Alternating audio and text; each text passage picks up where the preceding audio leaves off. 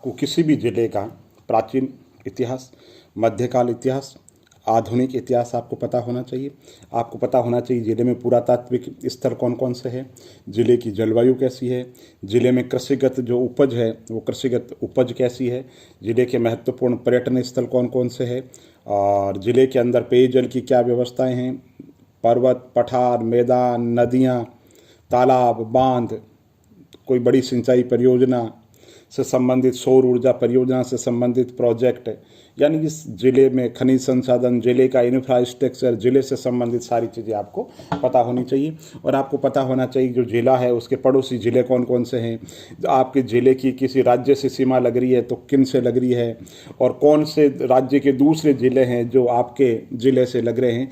तो मतलब भौगोलिक स्थिति के बारे में भी आपको बहुत अच्छे तरीके से पता होना चाहिए। और राजस्थान का जो मानचित्र है वो आपकी टेबल पे होना चाहिए, और आपको पता होना चाहिए कि राजस्थान का कौन सा जिला नक्शे के अंदर कहाँ स्थित है और पास में किस जिले का बॉर्डर किससे लगता है।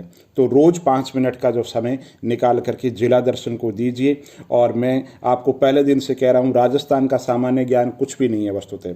जब किसी भी जिले के बारे में आपको जानकारी हो जाएगी, सारे जिलों के बारे में जानकारी हो जाएगी, तो आपका राजस्थान का सामान्य ज्ञान, आधारभूत ढांचा बहुत मजबूत हो जाएगा और आपकी नींव बहुत मजबूत हो जाएगी। तो इसीलिए मैं हमेशा आपको बहुत फटाफट सीरीज के तहत में सिर्फ 3 मिनट के अंदर जिला दर्शन से संबंधित महत्वपूर्ण बातें आपको बताता हूँ और सरल से जटिल की ओर बढ़ रहा हूँ। इसलिए मैं शुरुआत कर रहा हूँ। आज का जो जिला है वो है अलवर। 1770 में राव राजा प्रताप सिंह ने अलवर की नींव रखी थी। पूर्वी राजस्थान का कश्मीर कहते हैं, राजस्थान का सिंह द्वार कहते हैं। भरतरी, जिन्होंने नीति शतक, वैराग्य शतक, पिंगला शतक लिखा, भरतरी गुफा है यहाँ पर। सरिस्का राष्ट्रीय उद्यान है यहाँ पे। सिलीसेट राजस्थान का नंदन कानन कहते हैं। और भिवाड़ी औद्योगिक नगरी है यहाँ की, आपको पता होगा।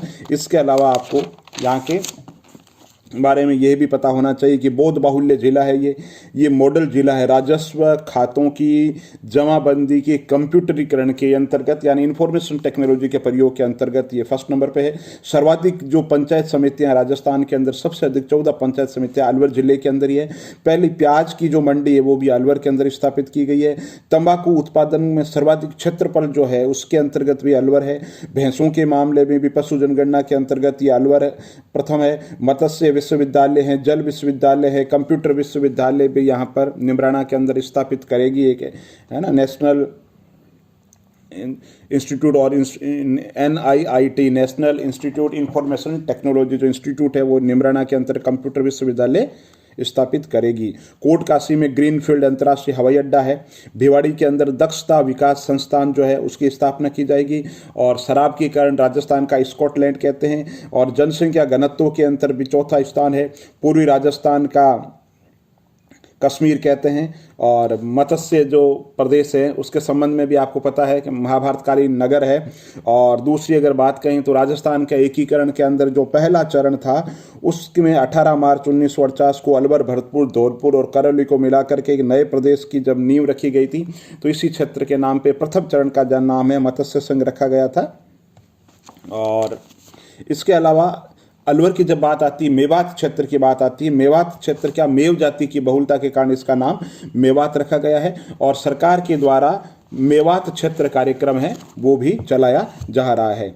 इसके अलावा अगर बात करें तो राठ क्षेत्र और अहिरवाटी क्षेत्र भाषा के कारण, राठ भाषा के कारण या अहिरवाटी, अहिर जो भाषा है उसके कारण इसका जो नाम है वहाँ पे अहिरवाटी नाम और राठ जो अंचल है नाम दिया गया है। और टपुकड़ा है वहाँ पर देश का पहला एकीकृत औद्योगिक पार्क जो स्थापित है। इसके अलावा एवरेस्ट पर चढ़ने वाले पहले राजस्थानी मेजर सौरभ सिंह शेखावत भी यहीं के रहने वाले हैं। और राजेंद्र सिंह, जिन्हें जल बाबा, जोहड़ वाले बाबा कहते हैं, और रमन मैग्सेसे से पुरस्कार से सम्मानित है, बहुत ही महत्वपूर्ण व्यक्तित्व है।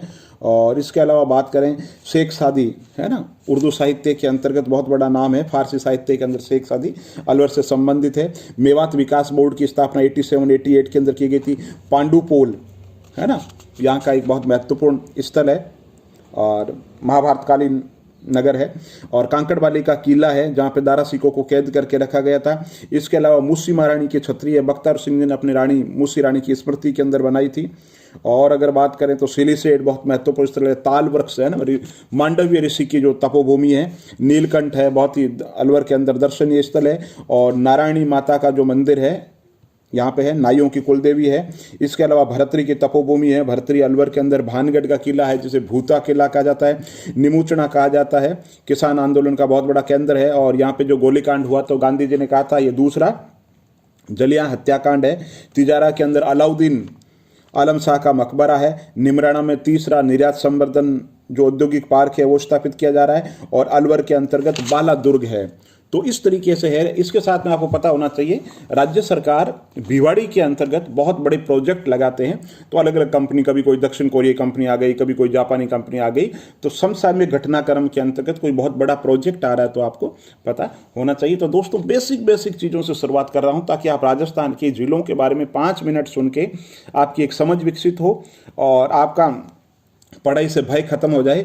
और मेरा ऐसा विश्वास है जब ये सारे जिले आप कर लोगे तो आपकी पढ़ाई की जो बुनियाद है, नींव बहुत मजबूत हो जाएगी।